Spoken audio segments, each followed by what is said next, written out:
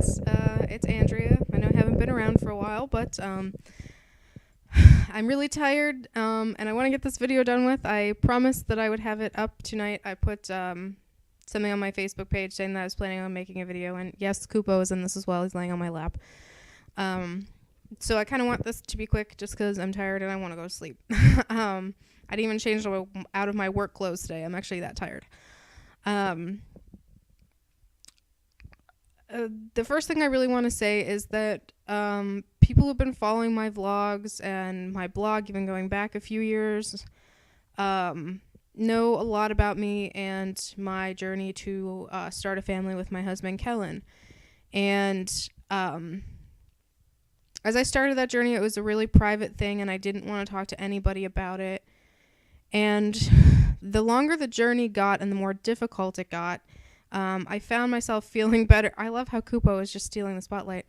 I found myself feeling better when I would talk to friends, and then more recently, I felt myself even feeling better when I made kind of the struggle more permanent, like more public. There we go, public. That's what I'm looking for. See, I told you I'm tired. So I've been benefiting a lot from posting blogs on YouTube that people I don't even know are watching. And sometimes are messaging me about or commenting on and things like that. It's been really, really helpful for me. And, you know, some people consider it oversharing or whatever, but it's helpful to me. And I agree with people who told me that's all that matters. I posted last week on Facebook that I was having some medical problems, and not much came of that. And I actually decided to take the post down because I'm like, I don't want this on here. I don't want people asking me what's wrong and stuff like that. And then I realized, I was like, I'm just shutting people out again, and I'm making things harder for myself by not talking about it. So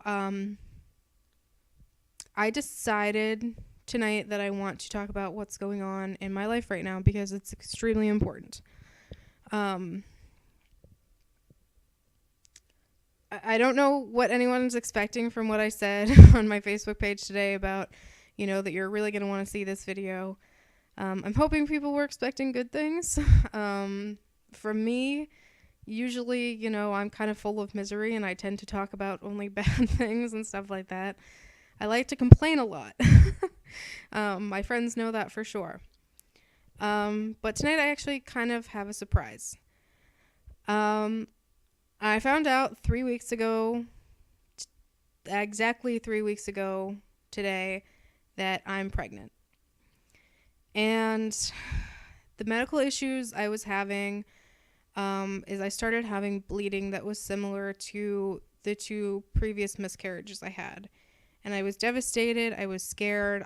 In my mind, I was saying, I'm having another miscarriage. This is over. I'm not going to have this baby either. I actually went to my midwife that day, and they did an ultrasound. They couldn't see much, but they also said, you know, I was only like 5.5 weeks. And, you know, at that point, sometimes it's very common not to see anything. So they had me come back again today, this morning, and I was totally convinced they were going to tell me, oh, the baby's gone, because I had more bleeding over the weekend, which has since stopped again. And then the ultrasound technician showed me this. Can't see it very well, but, you know, you can tell by the little black and whiteness that it's an ultrasound photo. And you can see little teeny tiny pumpkin in there. They can't date it very well yet. Still, it's attached in a really high place. And because I have kind of an awkwardly positioned uterus, it makes it even harder to see anything. But they were able to record its heart rate, which is at 116 beats per minute right now, which is strong for how far along their estimate is at.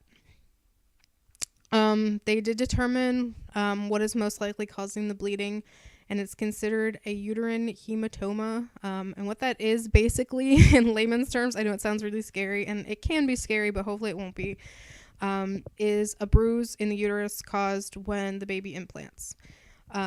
So basically it's causing a little bit of blood behind where the baby is, and it basically causes,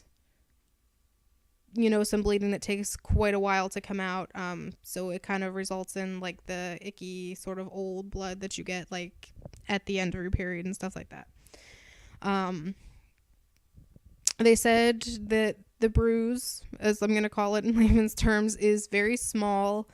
It shouldn't pose problems, but it may continue to cause some intermittent spotting or, discharge and stuff like that. I know this is totally gross and way too much information, but again, I already feel myself feeling better just by saying this. So they're keeping my due date at November 4th, which is what it was at when I first originally called and said, here was my last period, blah, blah, blah, blah, blah. She was like, I feel comfortable keeping it at November 4th right now. It's a good estimated due date. She answered all my questions, said everything else looks normal. Everything is growing normally as it should be. So she said, really, unless I have bright red bleeding or strong cramps, I have nothing to be concerned about. That's the only reason I should call them. She said, of course, if you're just feeling really stressed about something, feel free to call, even if you just need some reassurance. I really like the midwives that I'm working with.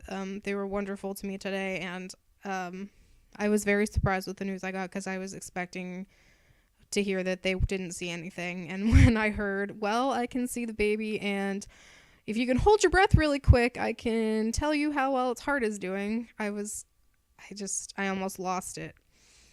So, yeah, Pumpkin is, that's the code name. Pumpkin is around and kicking. So, yeah, that's what I wanted to tell you guys. I'm really excited. I'm still kind of nervous, because this kind of bruise can cause miscarriage, but it's unlikely.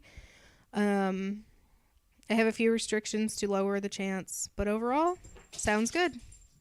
All right, guys. Pumpkin and I will see you later. Bye.